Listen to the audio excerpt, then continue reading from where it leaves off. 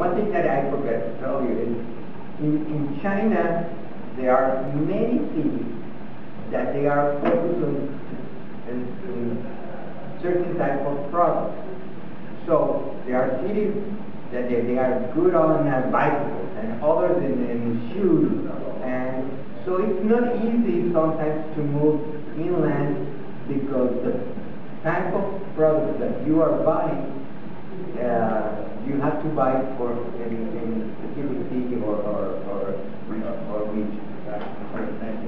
So it sounds like the Micro Group early on, I think ahead of a lot of companies, identified private label as a way to go and said, you know what, we're not going to try and develop our own brand so much as really get behind existing customers and put them first.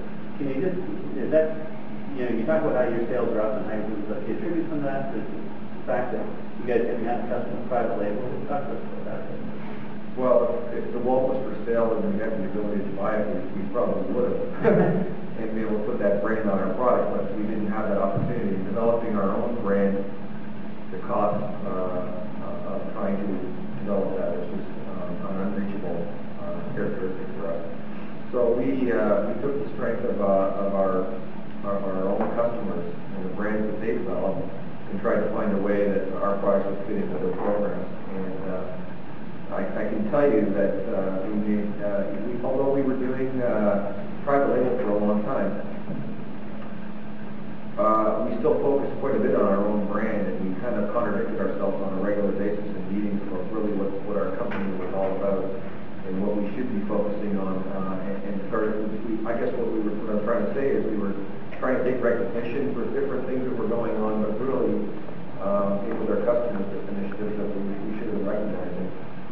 And about 5 years ago or so, we sat with a 4-day strategic planning session, and we tried to really write down what Micro means to our customers. And at that time, we used a third-party company to survey our customers, what their thought processes were from the buyer's perspective. What does Micro mean to you when they walk in the door?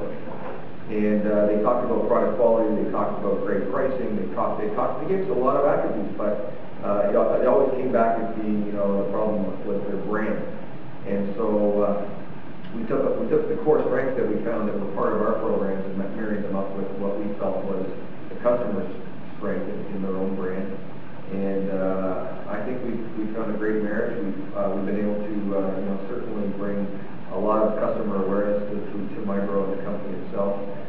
Winning a private label program at True Values, it was noticed by Do It Best, and we got a phone call right after asking to come in and see us. Next thing you know, we developed business at Do It Best, and then that snowballed into other customers down the road. And I mean, customers see what's going on in the industry, and they recognize the different things that are going on, and they start to all of a sudden pay more closer attention to companies like ours. And I think that's probably a true aspect for a lot of different companies.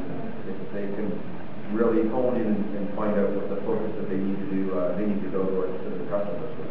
Terrific, thank you. Brett, let me ask you please about the notion of product testing and quality assurance when it comes to private label. Still guessing to see if they put all the onus back on the vendor. Do the rules change a bit? What are other considerations people in the room have to be aware of dealing with private label and quality assurance? Well, I think it's definitely shifted to some extent, but there's a focus. They're asking, and actually kind of goes back to, I guess, the approach in terms of what is private label. If you look at, I would go back and look at you go back 20, 30 years ago, you walk into a grocery store and you saw Doritos, Fritos, some black or white bags with corn chips on it. Some of the people might be older than that, but when's the last time you saw that? It's gone. That is private label. I mean, they saw a margin sitting on the table where, whether it's a grocer or it's a manufacturer or a retailer, they create some of that margin, they create that brand. And I guess, again, Greg's humble opinion, we went from a transitioning to a passive type of marketing where they kind of did that out there, they hired a pro who would manufacture that product for them, to more of an active marketing. I mean, there's ads running on the television right now, I think probably a year and a half ago we started, where they're advertising, this example, Lowe's Cobalt. Up until that point, you haven't really seen a tailor a house brand.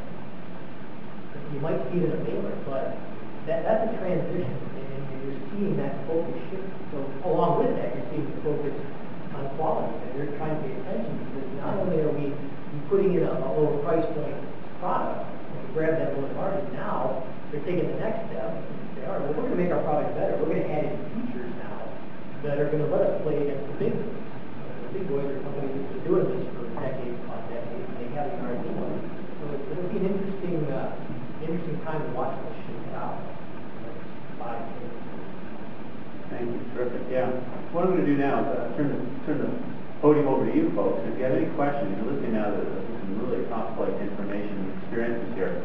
Please, if you have any questions from the audience, we invite you now. Go ahead. Start there. I have two questions.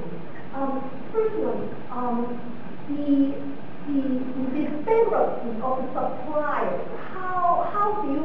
What's your experience? How are you managing that issue? With the economy turned down, companies closing by the second. What are you doing to protect your clients from losing money?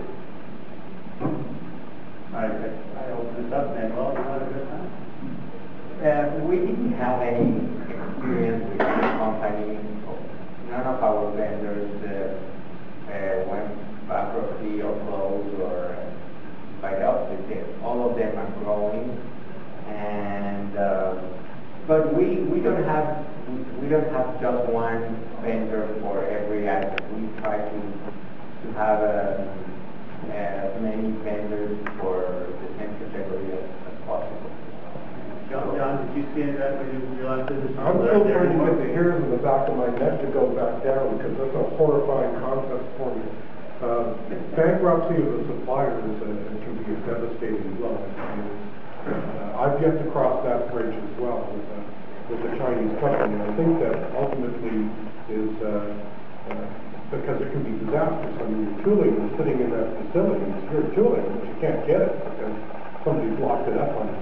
And the thought of the interruption of the supply chain, I guess ultimately, if and when starts to occur, it's maintaining the personal faith that all your eggs are in one basket.